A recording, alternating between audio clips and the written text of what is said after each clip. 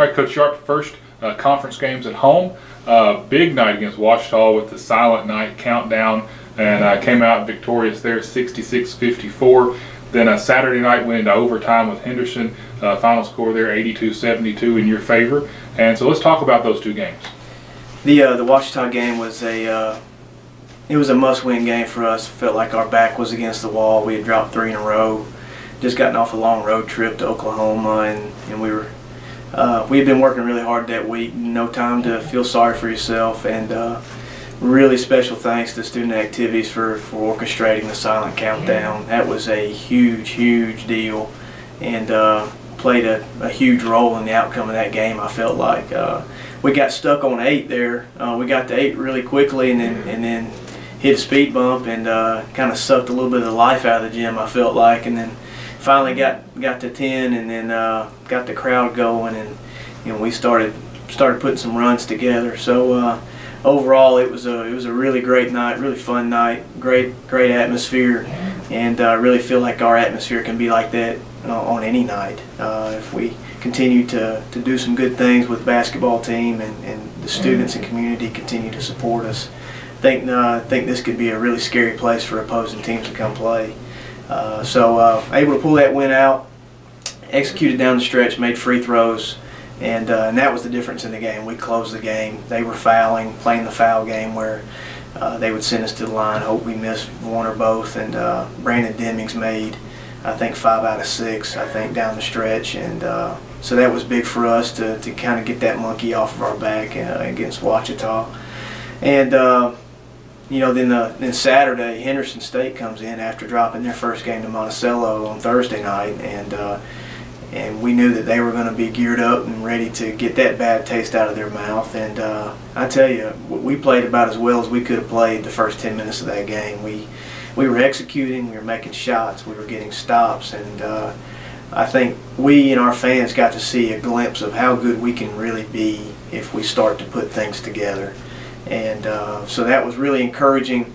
We kind of let them back in the game in the first half. We got up 17, and then they cut it back down to 10 or 11, I think, at the break. And I really felt like we let one slip away there. We gave them some hope in the second half there, and then it showed. They took advantage. We made another run, pushed it back to 17. They cut it right back down again, and I tell you, we bent but we didn't break, and that's about all the good things I can say about the second half. We did not play very well. We didn't execute very well. We didn't get as many stops as we were getting consecutively in the first half, which put some distance between us. So I felt like the second half was really trying, and we found a way to hang on. Had a chance there at the end to win it, and missed our shot, and all the momentum was over there on the Henderson State bench, and things were not looking good, and we decided to change some things around and go to a different defense, and went with a different lineup to start overtime, and those 5 guys were determined not to lose the game, and that's what it boils down to.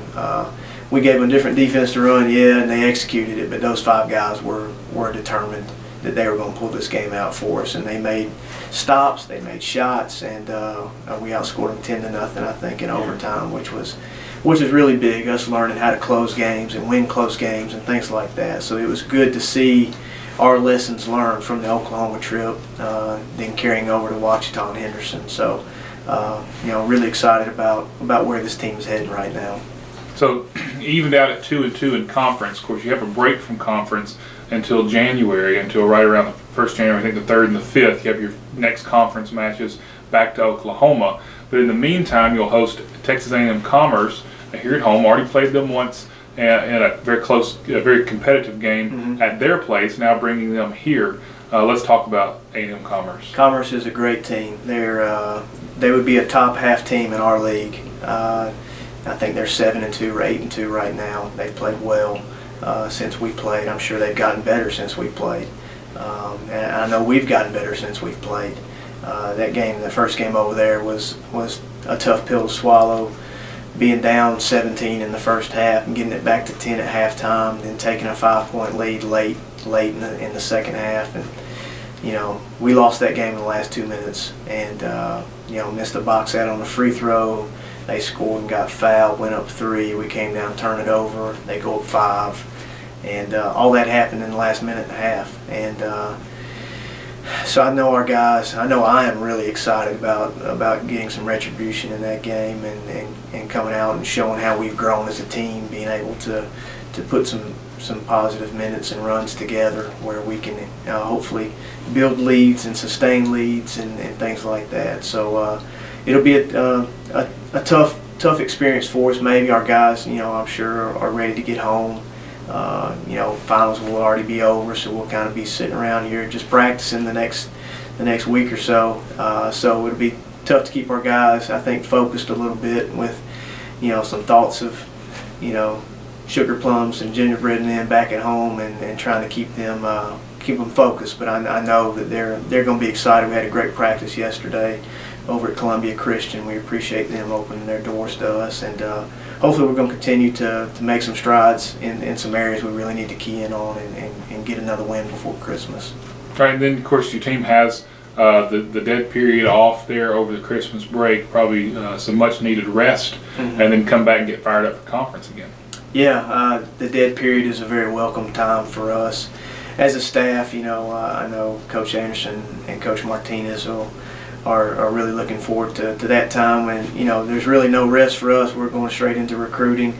Coach Martinez and Coach Anderson have done a great job on that front, and we're trying to secure some kids for next year.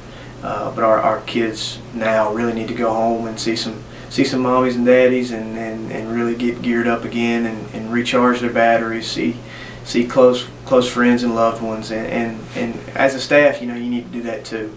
So we've been seeing a lot of each other since August, and I know it'll be exciting for them to get home for a few days. We'll come back the 29th and get going again and jump right back into another Oklahoma trip, which will be tough. Southeastern has really been playing well, and East Central is much improved, so we jump right back into the fire when we get here. All right, Coach, we wish you the best of luck and a very Merry Christmas, and we'll talk to you in the weeks to come. All right, thanks. Same to you.